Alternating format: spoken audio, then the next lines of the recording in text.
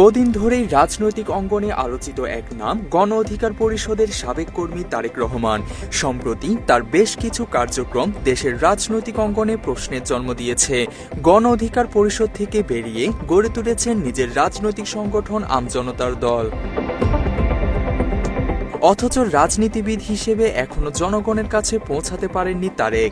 কর্মী সমর্থকহীন এই দলের কোনো কর্মসূচি না থাকলেও নানাবিধ হাস্যকর কাজ করে সামাজিক যোগাযোগ মাধ্যমে আলোচনায় রয়েছেন তিনি। অভিযোগ আছে, নির্বাচন কমিশনের সুনির্দিষ্ট শর্ত না মেনেই আমজনতার দলের নিবন্ধন চায় তারেক। তবে নিবন্ধন না পেয়ে নির্বাচন কমিশন অফিসের সামনে আমরণ অনশনের নাটক সাজান তিনি। বিষয়টি আরও পরিষ্কার হয় তার শালিকার দেয়া এক সাক্ষাৎকারে। তিনি বলেন, তারেক অনশনের মাঝে বেশ কয়েকবার খাবার খেয়েছেন। চিকিৎসা সেবা দিচ্ছেন আমজনতা দলের, আপনারা কোনো রোগীকে কোনো বেসরকারি হাসপাতালে সাজেস্ট করেছেন? কখনো দলের নিবন্ধন, কখনো বা দলীয় অফিস নেয়ার কথা বলে প্রকাশ্যে টাকা চাইতে দেখা গেছে তারেককে। এমনকি বন্যা কিংবা অগ্নিকাণ্ডের মতো দুর্যোগের সুযোগকেও অর্থ উপার্জনের হাতিয়ার বানিয়েছেন এই কথিত নেতা। এসব কারণে অনেকে তাকে বিকাশ তারেক বা আম তারেক নামেও ডেকে থাকেন। আমজনতা দলের বড় ভাইরা, শুভাকাঙ্ক্ষীরা আমাদের কাছে কিছু অর্থ দিয়েছিল। কয়েকদিন লাগাতার আমরা খাবার সরবরাহ করেছি। ফেসবুকে দেয়া তারেকের বিভিন্ন পোস্টের কমেন্ট সেকশনে গিয়ে দেখা গেছে মানুষ তাকে নিয়ে বিরূপ মন্তব্য করছেন। তবে জনগণের এসব মন্তব্যকে পাত্তা দেন না তিনি, বরং ঘন্টা কয়েকের মধ্যে আবারও ব্যাংক অ্যাকাউন্ট, বিকাশ বা নগদ নম্বর দিয়ে পোস্ট দিয়ে টাকা চাইতে দেখা যায় তাকে। আমাকে সবাই ঘৃণাই করে না, অনেক মানুষ ভালোবাসে। যাক, খুব ভাল লাগলো। এখন প্রশ্ন উঠেছে, বিভিন্ন অজুহাতে তোলা অর্থ কি সঠিকভাবে কাজে লাগানো হচ্ছে? সেই আগ্রহ থেকে সম্প্রতি কড়াইল বস্তিতে অগ্নিকাণ্ডের পর তারেকের কার্যক্রম খতিয়ে দেখতে সেখানে যায় টিম বাংলা এডিশন। তারেক তার ফেসবুকের এক পোস্টে 1200 মানুষের খাবারের আয়োজন করেছেন বলে দাবি করেন। প্রতিহারি খাবারের খরচ 11,000 টাকা বলে জানিয়েছেন তিনি। অথচ চাউলের সাথে ফুলকপি আর ধনেপাতা মেশানো সেই খিচুড়ির খরচ কিভাবে 11,000 টাকা হলো তা নিয়ে প্রশ্ন তুলেছেন অনেকে। এই বিষয়ে জানতে তারেককে নানা মাধ্যম থেকে একাধিকবার ফোন করা হলেও তিনি ফোন রিসিভ করেননি। এছাড়া সে সময় ফেসবুক লাইভে এসেও তারেককে টাকা চাইতে দেখা গেছে। তবে অভিযোগ আছে, 1200 মানুষকে খাবার দেওয়ার কথা বললেও অর্ধেকেরও কম লোককে দিয়েই আয়োজন শেষ করেন তারেক। তার প্রশ্নবিদ্ধ কার্যক্রমে শুধু তারেকই ক্ষতিগ্রস্ত হচ্ছে না, বরং এমন প্রতারণায় মানুষের প্রতি মানুষের বিশ্বাসও নষ্ট হচ্ছে। এই বিষয়ে জাতীয় নাগরিক পার্টি এনসিপির যুগ্ম আহ্বায়ক মুজাহিদুল ইসলাম শাহীন বলেন, দুর্যোগকালীন সময়ে তোলা অর্থ কোথায় এবং কিভাবে ব্যয় হয়েছে তা জনসাধারণের কাছে তুলে ধরা উচিত। এতে করে জনসাধারণের কাছে তাদের গ্রহণযোগ্যতা বাড়বে। কোনো রাজনৈতিক দল অথবা রাজনৈতিক ব্যক্তিত্ব বাংলাদেশের যে কোনো দুর্যোগ কবলিত মানুষের জন্য অথবা কোনো বিশেষ নিপীড়িত ব্যক্তির জন্য যদি কোনো টাকা উত্তোলন করে থাকে, তাহলে অবশ্যই সেই টাকার সুনির্দিষ্ট আয় এবং ব্যয়ের হিসাব জনসম্মুখে প্রকাশ করা উচিত। এটা না হলে সংশ্লিষ্ট রাজনৈতিক দল বা নেতার বিরুদ্ধে প্রশ্ন ওঠা খুবই স্বাভাবিক। আমি মনে করি, যদি এ ধরনের কেউ টাকা তুলে থাকেন, তাহলে অবশ্যই কত টাকা আয় হলো এবং কত টাকা কোন খাতে ব্যয় হলো এইটা সংশ্লিষ্ট দাতা অথবা জনসম্মুখে প্রকাশ করা উচিত।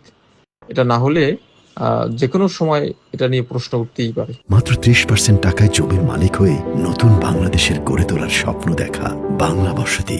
এইসবের মাঝে বর্তমানে তারেক যে অফিসে তার দলীয় কার্যক্রম চালাচ্ছেন তা নিয়েও প্রশ্ন উঠেছে। ওই ফ্লোরের মূল মালিক শফিকুল ইসলাম নামের এক ব্যক্তি। তিনি অভিযোগ করে বলেন, জোর করে তার মালিকানাধীন ফ্ল্যাট সাঙ্গপাঙ্গ নিয়ে দখল করেছে আম তারেক। তারেককে আমি চিনি না, যেটা হচ্ছে মূলত এই ফ্লোরটা আমি একটা ডেভেলপার কোম্পানি থেকে নিয়েছিলাম। এই বিল্ডিংটা দুইটা ডেভেলপার কোম্পানি করছে। তার মধ্যে আবার ল্যান্ড ওনার হচ্ছে যে মিয়া মুর্শিদুজ্জামানরা। জি, মিয়া মুর্শিদুজ্জামান যিনি নিজেকে এক্স কর্নেল এবং চাকরিচ্যুত, সে মানে বিভিন্ন ইয়া দিয়ে মানে ইয়ে করেছে। এখন তার প্রত্যেক সম্পত্তি এরা কিন্তু 8-10 ভাই মিলে ডেভেলপার গুলাকে পাওয়ার দিয়েছিল। ডেভেলপার পাওয়ারের বলে বিভিন্ন ব্যাংক থেকে লোন টোন করে অলরেডি বিল্ডিং বানাইছে। সেখান থেকে আমরা যারা আরো অজস্র মানুষ কিনেছে। এই বিল্ডিং এর 65% হচ্ছে ডেভেলপারের, 35% হচ্ছে ওদের, বুঝছেন, ওদের সব ভাইদের। আর ওই 35% থেকে ওদের মেজরিটি ওরা সেল করে ফেলছে।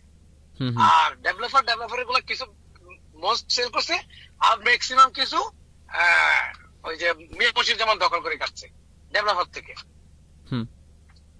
হ্যাঁ, এখন আমি আমার ফ্লোরটা রেজিস্ট্রি করছি 2022 সালে।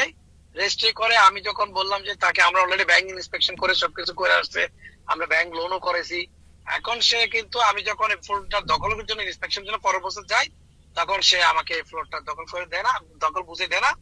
দখল তো বুঝে দেবে না, আমি আমার ফ্লোরটা নিতে গেলে দেখি সে দখল করে সে ভাড়া দিয়ে রাখছে, এক পাশে ভাড়া দিয়ে রাখছে, আর এক পাশে দেখলাম তখন গণ অধিকার পরিষদের সাইনবোর্ড বা অফিস এরকম ব্যানার ট্যানার কিছু। আমজনতা দলের আহ্বায়ক হচ্ছে মশিউজ্জামান আর সদস্য সচিব হচ্ছে তারেক সাহেব। এখন তারাই মূলত মিলে তো এটা কাটছে।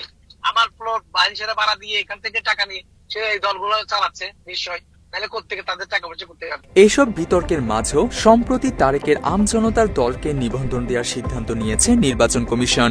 প্রথম দফায় আবেদনে ইতিবাচক সাড়া না মিললেও পরবর্তীতে দলটিকে নিবন্ধন দেওয়ার সিদ্ধান্তে মিশ্র প্রতিক্রিয়া জানিয়েছে রাজনীতিবিদ থেকে শুরু করে সাধারণ মানুষ। অনশন করলেই কাউকে নিবন্ধন দিয়ে দেওয়া যায় কিনা তা নিয়েও উঠেছে প্রশ্ন। এই বিষয়ে 4 জন নির্বাচন কমিশনারকে একাধিকবার ফোন করে বাংলা এডিশন টিম। সবশেষে নির্বাচন commissioner Abdur Rahman phone receive করে জানান তিনি বিদেশে থাকায় এই বিষয়ে বেশি কিছু জানেন না, তবে বিস্তারিত না জেনেই তারেকের দলের নিবন্ধন ফাইলে স্বাক্ষর করেছেন। আমি ওই সময় বিদেশে ছিলাম, আমি সাইন করেছি, এসে বিদেশে ছিলাম, আমি এটা বলতে পারলাম না, উনি বলতে পারবেন। ওই আনোয়ারুল ইসলাম সরকার, ওনার সাথে আপনি আলাপ করে সাইনটা আমি করেছি, সত্যি কথা বলতেছি, ওনারা সাইন করেছেন, আমি দেখেছি। কিন্তু পরে আমি জানলাম যে ওই দল, আমার খুব এটা ধারণা নাই, আমি বিদেশে ছিলাম।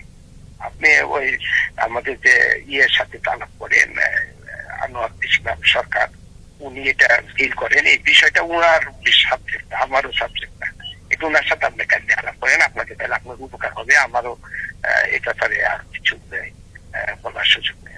এইসব বিষয়ে জানতে নানা মাধ্যম থেকে তারেককে বেশ কয়েকবার ফোন করে বাংলা এডিশন টিম, তবে তিনি কল রিসিভ করেননি। এই পরিস্থিতিতে তারেকের মতো একজন জাতীয় প্রতারকের বিরুদ্ধে ব্যবস্থা নিতে অন্তর্বর্তী সরকারের কাছে জোর দাবি জানিয়েছে সাধারণ মানুষ। তানজিম হাসান, বাংলা এডিশন।